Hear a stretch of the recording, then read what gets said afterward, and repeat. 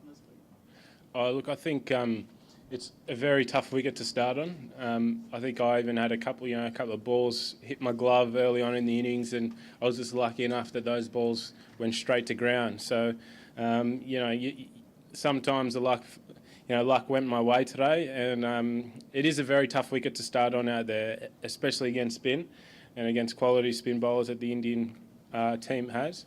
So it did get a little bit easier the more time you spent out there, but the ball does misbehave out of the rough there. It's quite abrasive, and there are some balls that are jumping. So, obviously the ball that Phil Hughes got and the ball that Shane Watson got, I thought both popped up and they couldn't really do too much about them. And I think if you get out to balls like that, then you can't really do anything about it. I don't think so. I think well, first of all, the first question, I think it's terrific that, as cricketers we get to go around to different nations and experience different conditions. Otherwise, it get a bit monotonous, and you just, I think this is it's so different to what we get in Australia. It's almost getting out there. It's very enjoyable, even if you do get hit in the glove and you survive, and it's just good fun. And even though it is different, it's very frustrating when you get out. Very frustrating, but it is. You have to enjoy it because it is different, and I think I think it's terrific that cricket being such a world game that it has so many different types of conditions. And the spin support cast. No, I think they're fantastic. Jadeja rarely bowls a bad ball, and he does get the odd one to really spin past the bat. And you just got to play. You got to play the percentages. And for me against Jadeja today, I was just trying to keep out the straight one. And if one spun past the bat, I couldn't really do anything about it. I knew he was trying to get me out LBW and bowled. So that was my strategy against him. And I think both of them are terrific bowlers, especially Harbhajan. Obviously, I think he's a genius. He's taken over 400 Test wickets. So needless to say anymore. Yeah, I was in disbelief that Michael Clarke got out for under 100. So, I was up the other end. It was always going to take a ball like that to get someone who put such a high price on his wicket. And,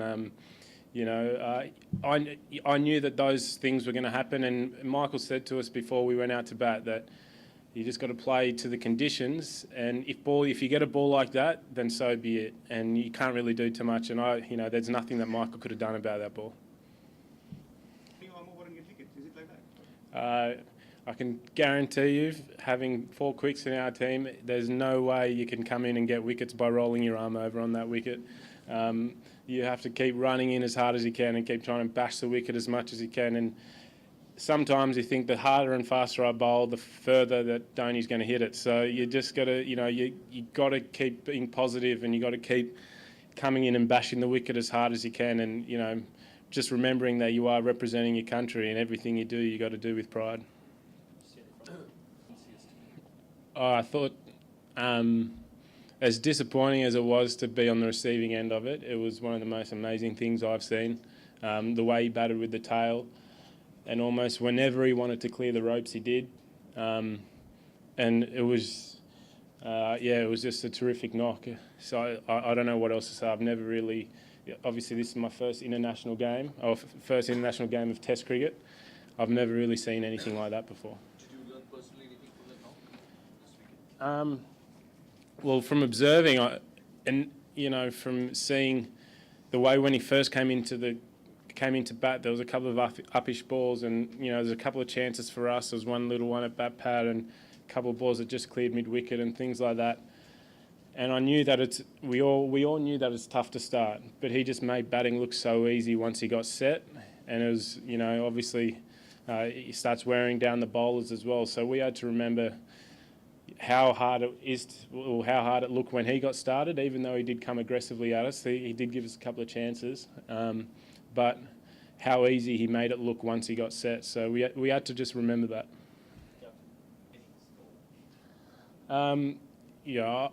I don't know. I don't know what. I guess whatever we get tomorrow will have to be enough.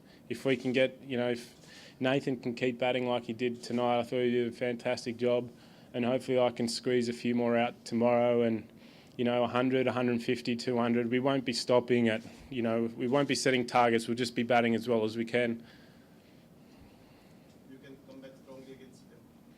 Well, firstly, so we haven't lost this test yet. There's certainly, there's certainly a lot of hope. And, from my point of view, I still think you just don't know what can happen. Obviously, the odds are stacked against us at the moment.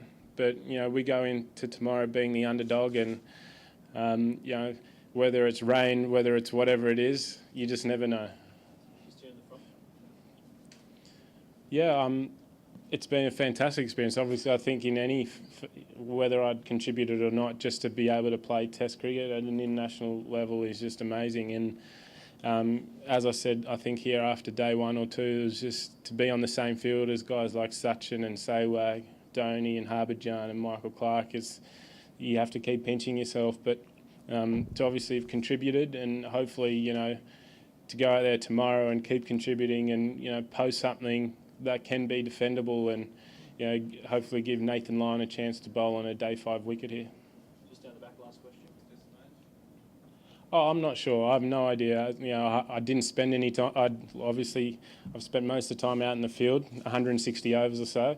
So I don't know what they were talking about in the dressing room. And once we came into bat, we didn't speak about what happened with the ball. Our batting heads are on. So I think that'll get assessed at the end of this Test match.